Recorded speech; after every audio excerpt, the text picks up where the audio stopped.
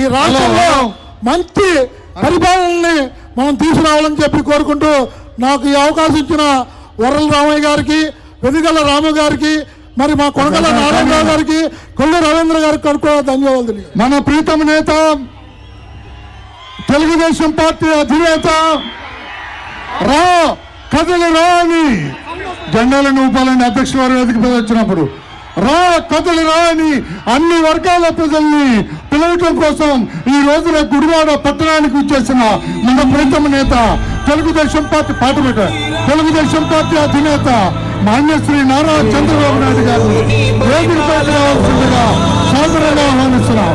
శ్రీ నారా చంద్రబాబు నాయుడు గారు రా కథలు అని అన్ని వర్గాల ప్రజల్ని పిలుస్తూ ఈ అరాచక పరిపాలనకు స్వస్తి పలకటం కోసం, ఈ అరాచక పరిపాలనను రాష్ట్రం నుంచి తరిమి కొట్టడం కోసం, ఈ అవినీతి జగన్మోహన్ రెడ్డిని గద్దె చెప్పడం కోసం మన ప్రీతమ నేత తెలుగుదేశం పార్టీ అధినేత మాన్యశ్రీ నారా చంద్రబాబు నాయుడు గారిని వేదికపైకి రావాల్సిందిగా సాదరంగా ఆహ్వానిస్తున్నాం.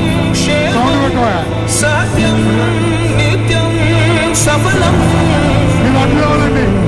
జనగణ మంగళ నాయకుడా, కరమపు చరితల నాయకుడా, పలుతరములు మము పరిపాలించర స్వామికుడా, నవయుగ మేధో సైనికుడా, సమయము తెలియని సేవకుడా, యువ నవ్యాంధ్రకు ప్రగతిని చూపర సాధకుడా, వైతాళికుడా.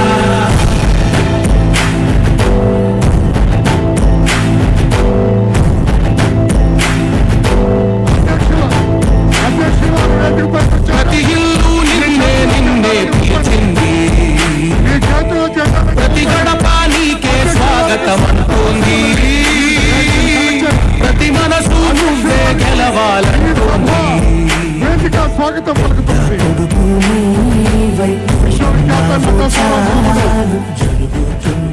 స్వర్గీయ